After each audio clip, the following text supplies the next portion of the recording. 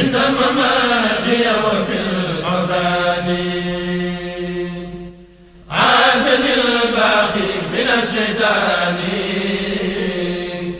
عند ممالي وفي الأوطان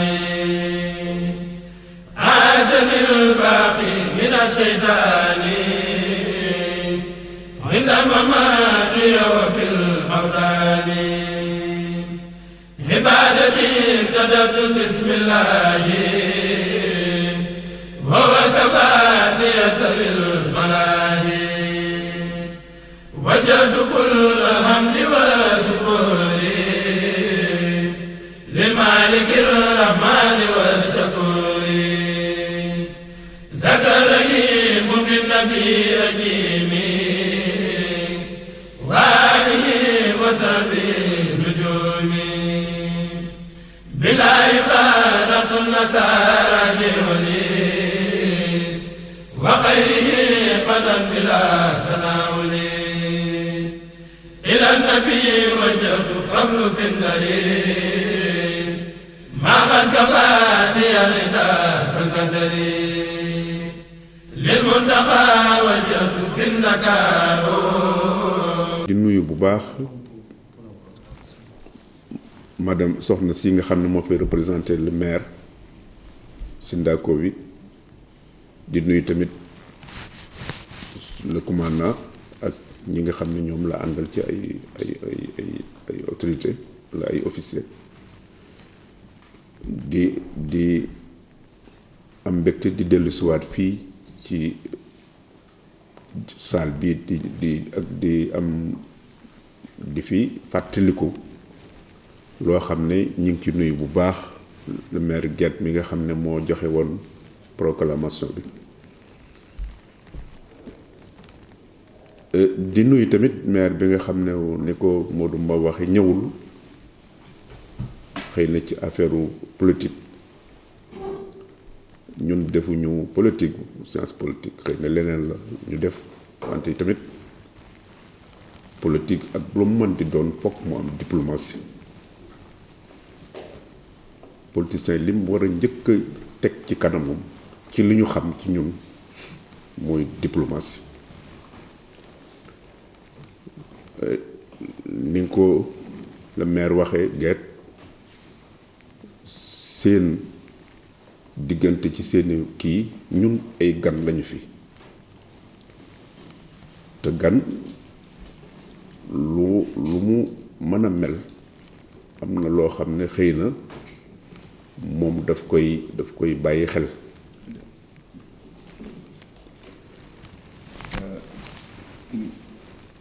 La sua eminenza ha preso la parola per ringraziare in nome della massima autorità religiosa in Senegal, in nome della delegazione senegalese che la accompagna qui, in nome della comunità senegalese, ma dice anche in nome di tutti i musulmani del mondo. Saluti e trasmetti i propri saluti di questa comunità all'assessore qui presente, rappresentanza del sindaco, al comandante, alle autorità ed ufficiali qui presenti. Un sincero ringraziamento al sindaco Gatta. Salutiamo anche e chiediamo all'assessore di trasmettere i nostri cordiali saluti al sindaco assente sicuramente forse per motivi personali o politici. Noi riteniamo nel nostro percorso e gli insegnamenti che politica rima sempre con la diplomazia. Come l'ha sì ben detto il sindaco Gatta, noi siamo qui come stranieri e siamo accolti dal comune di Pontevico, a chi ringraziamo tramite i suoi rappresentanti qui presenti, e cerchiamo comunque di continuare in questa rima politica e democrazia per appoggiare la nostra permanenza qui in Pontevico.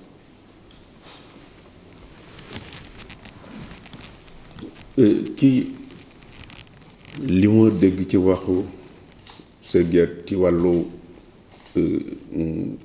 solidarité wante ci wàllu immigration tamit migration xëy na ku ni àdduna bi di doxee defe naa li ëpp solo ci àdduna bi yépp kenn mësu ko def wala ñi ci ëpp solo ci nit ci wàllu diine sax ci histoire diine wala ci histoire sax li ñu xam ci kilifa gu mu mën di doon néew na mu toog fi mu nekk rek ba egg fa mu egg donc déplacement musul ñàkk te déplacement bu mu mën di doon moo xam nga defee ko fa nga dëkk ci sa biir dëkk moo xam nga génn defee ko feneen kooku boobu ci immigration la bokk. liñ ci bëgg a wax rek mooy suñu sañoon suñu fi nekkee du ñu xatal kenn parce que tamit ñu ngi koy jéem a sàmm ndax ku ne xam na ne immigration du ñun rek muy Italie muy États-Unis d'Amérique muy mboolem àdduna bi ñoom ñëpp ku ne xam ne immigration foo ci dem rek fekk fa keneen koo xam ne ma nga dëkku fa kon nekkul defoo nekkul lu aw ak manqué ci nit li am solo rek mooy bu nekkee ci loolu ndax dina amal njëriñ ñañ koy defal wala da leen di ñàkkal njëriñ wala da leen di indil loo xam ne bokkul ak la ñu bëgg te ñun dañuy jàpp ne fii bu ñu fi ñëwee dañuy jàpp ne ñëwuñu fi sax pour wut rek dem mais dañoo jàpp ne dañoo war a bokk ci li nga xam ne mooy yóbbu seen mooy développer seen dëkk kon bu fekkente ne xëy na ci wàllu ñi nga xam ne ñoo seq ko comme ni mu ko waxee tàmbalee gu ñu seen liggéey ak lu mu mën di doon ñu ngi leen di xam ne ñun fa ñu nekkoon mooy fas yéene nekk fii ci jàmm fas yéene nekk tamit ci jéem a lu leen di lu yokk lu mu tuuti ñu apporter ko loolu mooy sunu ay objectif wante du xatal li ci des it junj na ko ci wàllu diine moom mii la bi ma ànd ak moom dem ci le pape ci 2010 waxoon na ne keroog bëgg na bu baax ndax da ci la ko mës a defee xëy na sax dinaa ci wax loo xam ne war guñ ko woon wax ndax bala may génn réew mi dana am naa ak pape bi audience te audience bi man sax maa fixé waxtu bi ma ko bëgg ak bis bi ma ko bëgg te ku ne xam na moom du lu yomb ci kenn kilifa yu mag yi sax yombul ci ñoom kon loolu yëpp li ñuy def te ñoom du ñu làmbatu du ca génne dañu ne gis ñuy dox nii rek nga yor sa bu bëgg sa mbaxal nañ ñu defe ne du ñu kenn mënu leen influence ci wàllu boobu dañ lay gëstu bu baax te bu ñu gëstu duñ gëstu ñun rek parce que ñu ngi ànd ak yéen di dox di ñëw fii kon li ci am solo rek mooy te itam fii ci Europe fii lañ njëkk a amee proclamation bi ñu njëkk a am ñu ngi ci am ci New York boobaak léegi mat na def na 28 ans ñaar fukki at yu ëpp na ko te ku ne xam ne état New York sori na lool ci réew mi sax ak ni Washington ak Los Angeles maanaam fi nga xam ne Los Angeles proclamation bañ fay am Los Angeles maanaam ku xam foofu xam ne Californie moo ëpp sax def naa ne France wante li ci gën a yéeme ba ñuy am proclamation boobu keroog biñ koy célébrer di ko dajee di ko def cérémonie bi dañoo wax ne ñoom mësuñu xam ne lii mën na am fii parce que ay kilifa tudd nañu fa sax keroog Martin Luther King ne jéem na ko wut ba tàyyi mais mënu ko am mais ñu jos ko bésu Cheikh Ahmadou Bamba kon bésu jàmm bés la yoo xam ne àddina bi yépp ñi xam ba conférence yi gën a am solo ñi ngi koy def ci grande salle des Nations Unies kon duñu ay taxawalu kon ritorno sempre a parafrasare il sindaco Gatta nella rima solidarietà e immigrazione, tornando a dire che l'immigrazione è una storia e sappiamo anche che la religione parte dalla storia. Tutti che Los Angeles è un paese molto grande, California è grandissima. In quell'occasione della proclamazione di Los Angeles, pare che una giornata del genere poteva succedere qui a Los Angeles, perché le grandi figure della storia americana, come possiamo citare Martin Luther King, aveva anche cercato di trovare questa giornata, non l'ha mai avuto, quindi c'è qualcosa di nuovo in questo percorso. Si sono rivolti alla sua eminenza per poter avere, diciamo, una cooperazione sana, diciamo, bilaterale tra i due paesi, e questi sono percorsi da salvaguardare. Sono percorsi da salvaguardare. Noi chiediamo sempre alla nostra comunità di perseverare nel percorso di crescita, non mai pensare che siamo qua soltanto per arricchirsi e andarsene. Vogliamo e cerchiamo di far parte integrante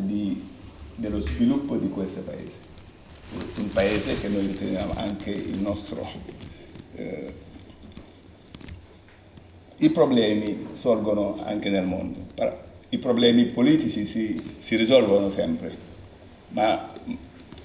non cerchiamo mai di mischiare i problemi con la religione, perché la religione è una questione di fede ed è molto delicato. Rinnoviamo anche il nostro saluto al sindaco assente tramite la presenza dell'assessore qui, rinnoviamo il saluto a tutta la comunità di Pontevico, salutiamo le autorità qui presenti di Pontevico, ringraziamo tutti i partecipanti a questi discorsi. Grazie ancora. Ma dolli ci rek ñi nga xam ne ñooy service d'ordre bi nga xam ne le commandant ak ñoom ñu ngi leen di gërëm bu baax ndaxte bi ñu ñëw ñu ngi ñu teeru te ñoom dañuy nit yoo xam ne bu ñu fi dee gan gis leen ci sunu biir du monsieur le ministre de waxoon nañu ba noppi xanaa ñu baamuwaat rek fii liñ fi indi tey mooy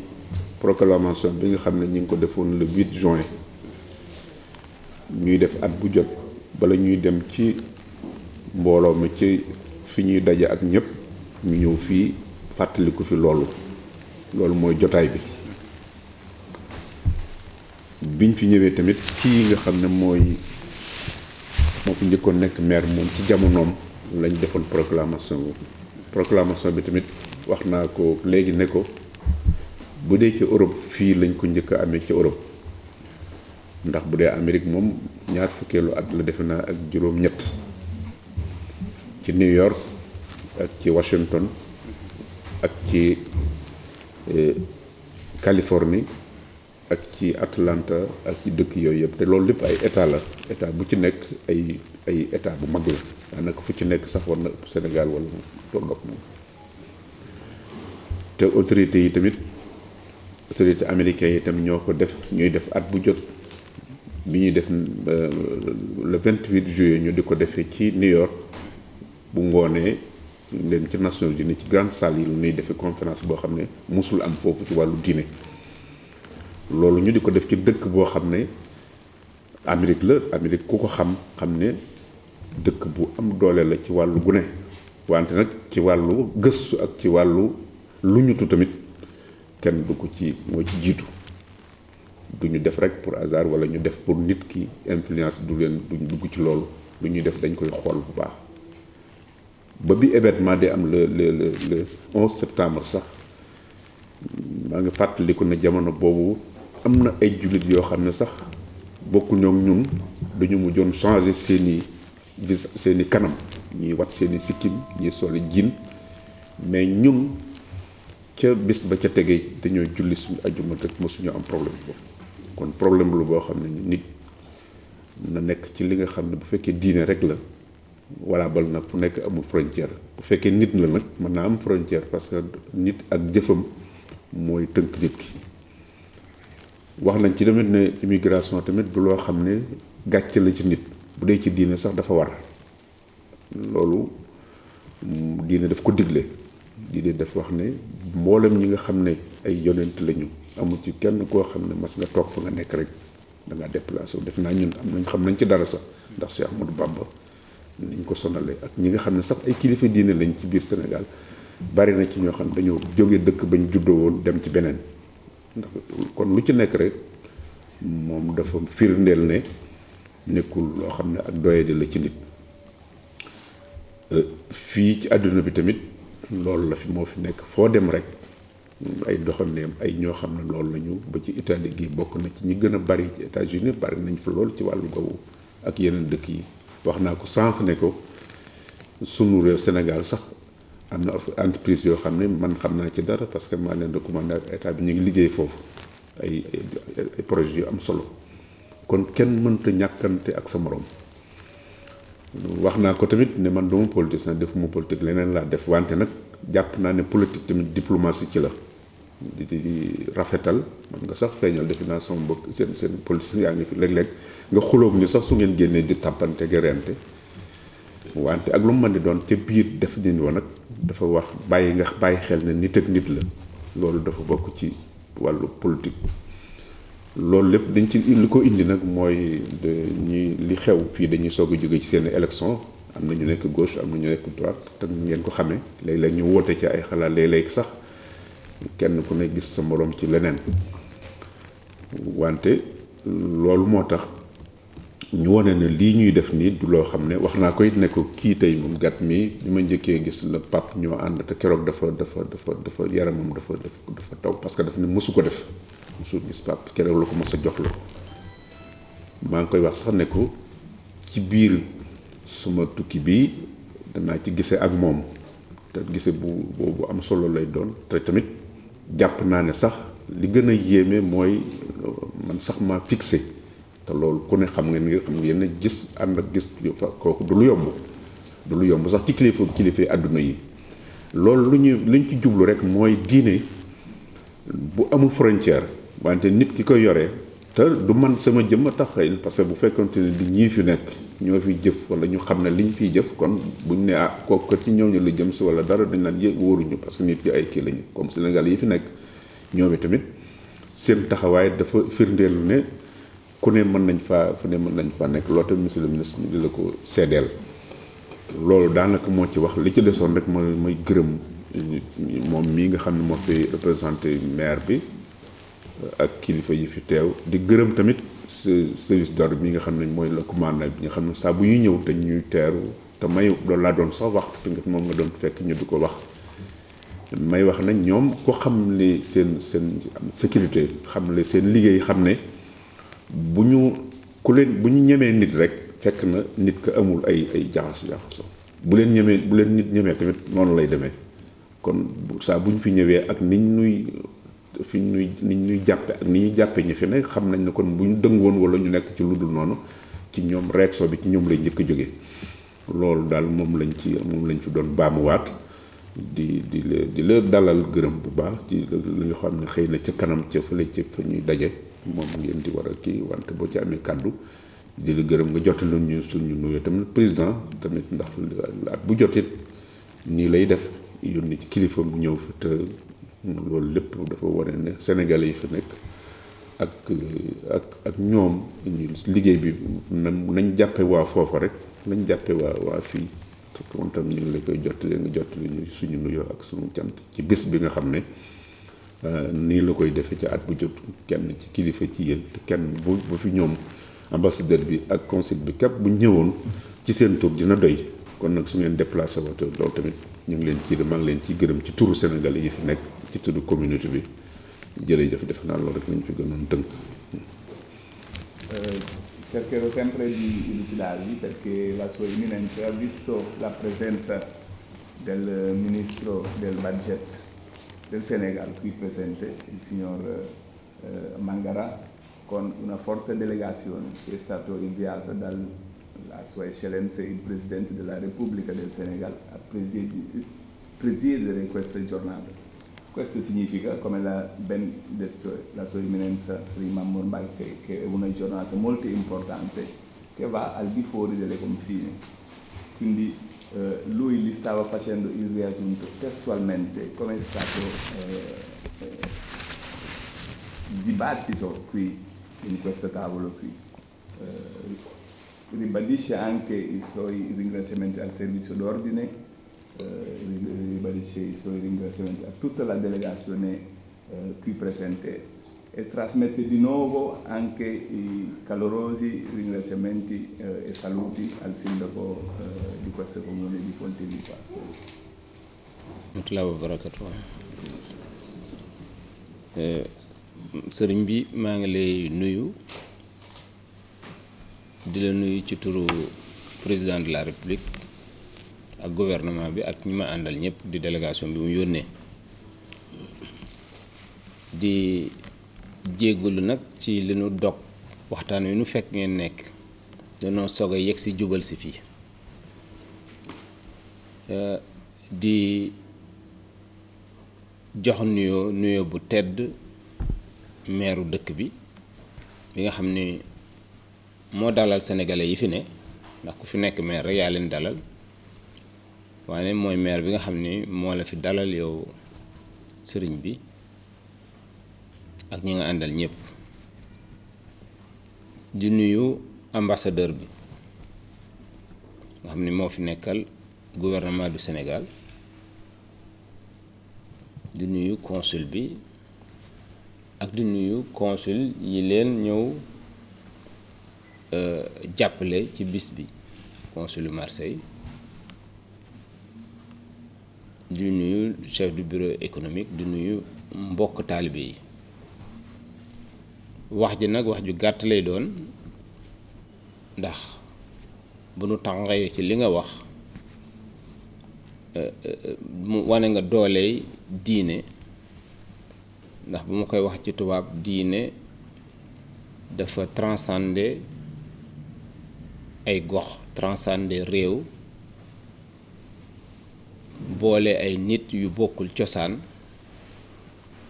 ndax lañu bokk day gëm-gëm te loole yow sa bopp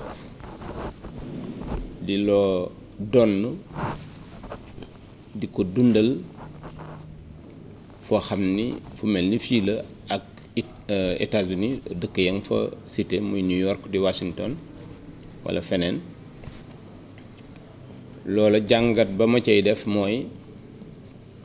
jàpp li nga mujj a wax lépp diplomatie daf ci baax te kon fi mu ne yaa ngi dundal suñu diplomatie loolu ambassadeur lay jël comme témoin li ëpp ci waxtaan wi xam naa bu ñu yeggee fële lañu koy def waane di bokk ak yéen mbégte ak pas-pas di xamle ni li ngay def jëmale ko ci diine ji jëmale ko ci communauté mouride réewu Sénégal yi bu nga koy defal ñu koy rafetlu nag di am cawarte sunu wàllu bopp ñëw représenté fi président de la république ndax bu ma ci daawul ñëw tim maa ngi koy dund fa ma ne ndax bis bi yaakaar naa ban koy njëkk sañ ci dafa maa fekk fiitu Italie booba du ak question ndomba tànk lu ma fi nekkoon te lenn rek laa ciy wax doon mbootu biir bis bi day bis bi ma gane àddina sëriñ bi waaw ci laa gane àddina 8 juin di santaat ndax bi dafa dajeek daanaka laylatu xadra ji maa ngi gàttal di leen sant di leen gërëm salaamaaleykum wa rahmatullahi wa barakatuh. La Sua Eccellenza, in rappresentanza del Presidente della Repubblica del Senegal, in rappresentanza del governo del Senegal, trasmette i suoi calorosi saluti alla Sua Eminenza, Serigne Mamour Mbacké, alla comunità senegalese. E tutti questi saluti lo passiamo all'assessore per trasmetterlo al signor Sindaco di Pontevico.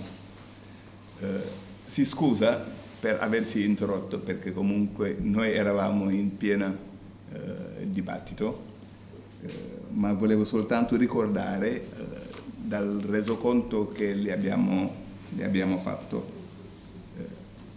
che la forza della religione è diversa perché va al di fuori, va al di là delle frontiere, va al di là di ogni paese. ed è un vettore per l'unione delle culture e delle religioni. Come l'ha detto la sua eminenza, e lui ne prende testimone anche l'ambasciatore qui presente, questi percorsi che sta percorrendo la sua eminenza va trascendendo tramite la diplomazia.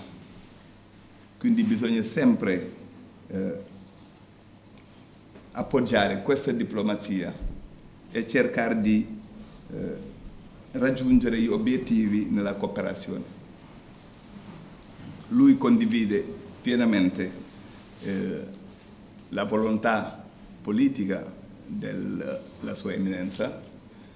e condivide anche il percorso e ringrazio di nuovo il sindaco di Pontevico. Lui sta facendo un aneddoto dicendo che la prima giornata di Brescia l'ha vissuto qui, proprio a Brescia, l'8 giugno. Questo non è un fatto casuale, e quindi ringraziamo anche il sindaco Gatta, che è stato l'iniziatore, il precursore di questa giornata. Grazie a tutta la comunità e grazie a Pontevico.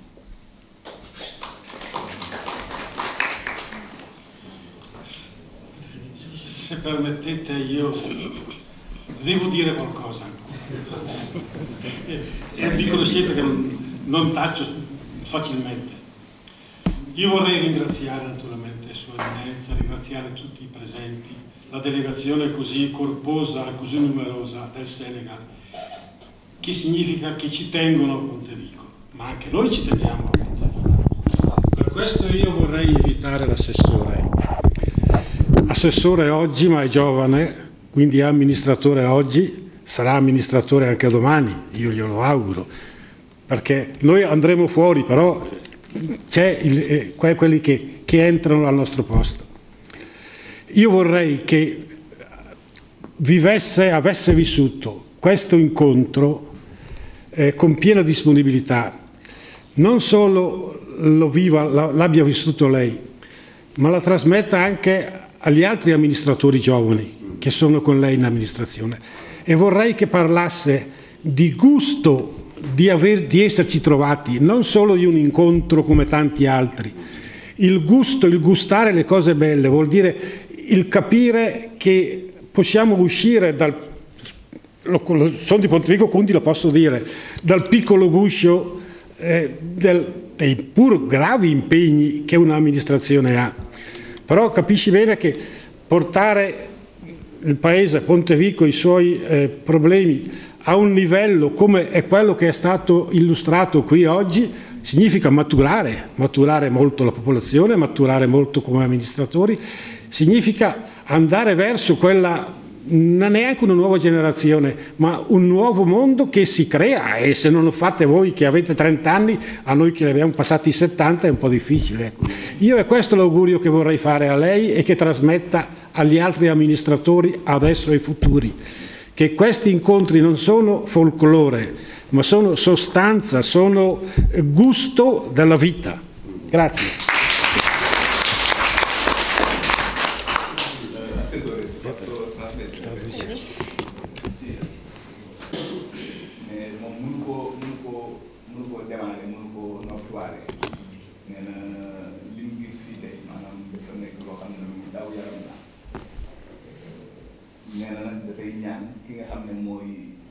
assesseur bi toog fii nga xam ne moo fi teewal maire bi ne ko maanaam na dem ba weesu li nga xam ne mooy ndaje rek na weesu loolu na ko yëgal na ko yëg maanaam na nekk loo xam ne lu muy dund la na nekk loo xam ne lu mu yëg la parce que lu mu yëg la maanaam comme moom ndaw la tey jii administrateur bi nee na suba it mën naa nekk administrateur kon moom mii dafa war a nekk koo xam ne seede lay doon si li nga xam ne ëllëg seen ëllëg lay doon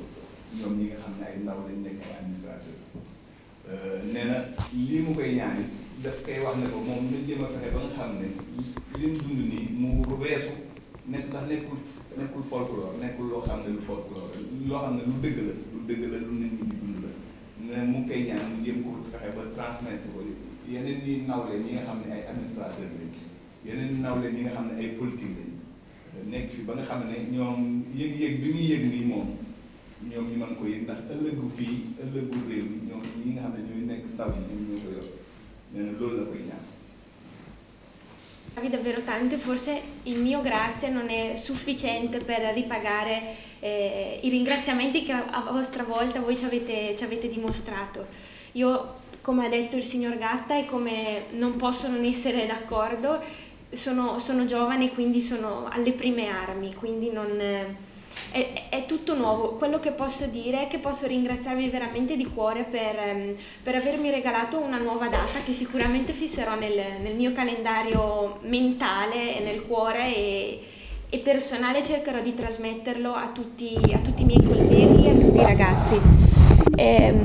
Il ringraziamento però sentito lo faccio da parte delle autorità che sono sicura converranno con me, anche al signor Gatta che ha dato la possibilità a Pontevico di crescere.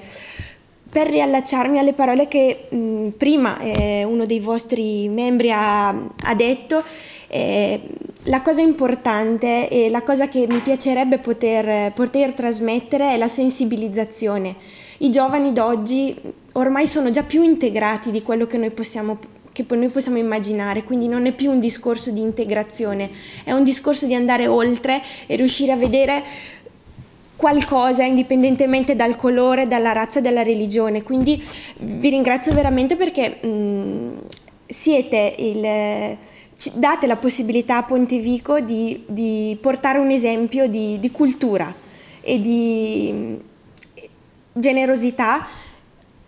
e di avanzamento, di progressione. Quindi io mi auguro che il cittadino pontevichese possa capire, possa andare oltre ai preconcetti che purtroppo e inevitabilmente si creano. Anche a livello politico mi rendo conto, ed è purtroppo brutto da dire, che l'italiano, ma così come magari altri cittadini sta vivendo, è proprio quello di dimenticarsi che cos'è la politica e dimenticarsi cos'è la religione. Quindi la cosa bella, la cosa che auguro a voi è di continuare a perpetrare questa vostra causa, questa voglia di portare la pace e di riuscire a scindere quella che è la politica e la religione. Inevitabilmente arrivate a un elemento comune che è quello che voi state cercando di fare, il vostro obiettivo. Inevitabilmente, riuscendo a scindere la politica e la pace, riuscite poi ad arrivare al punto in comune, che è comunque il far bene alla comunità. Quindi io mi auguro che l'amministrazione di Pontevico possa capire il vostro messaggio e io essere promotrice di questo messaggio di pace che oggi ho avuto modo di toccare e di sentire davvero forte. Grazie.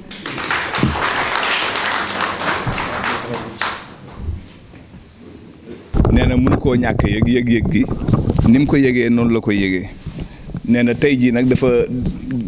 dañ koo may occasion mu dund loo xam ne si giiru dundam mosu koo dund, maanaam mu yëgal ko boppam, yëg ko si xelam, yëg ko si xolam. nee na te loolu mënul ñàkk bañ a gërëm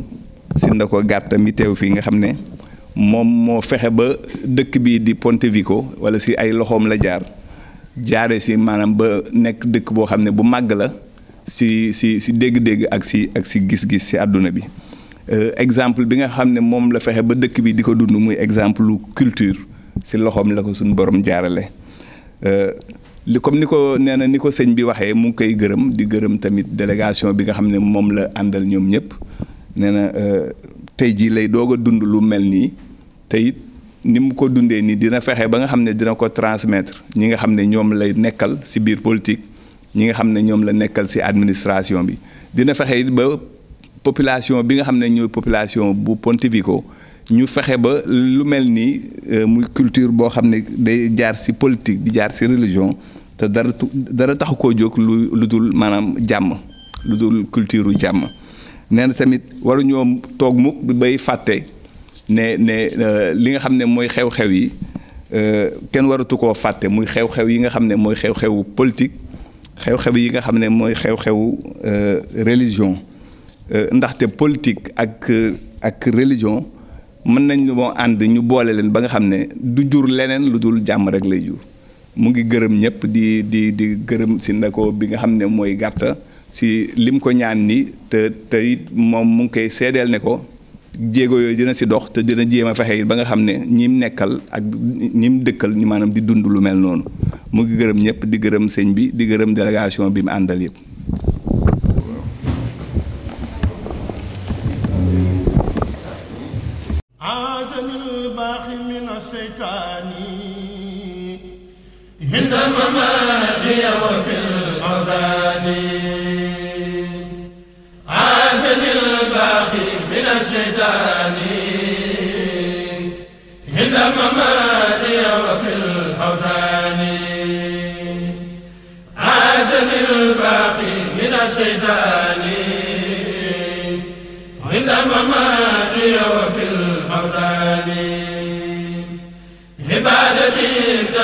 بسم الله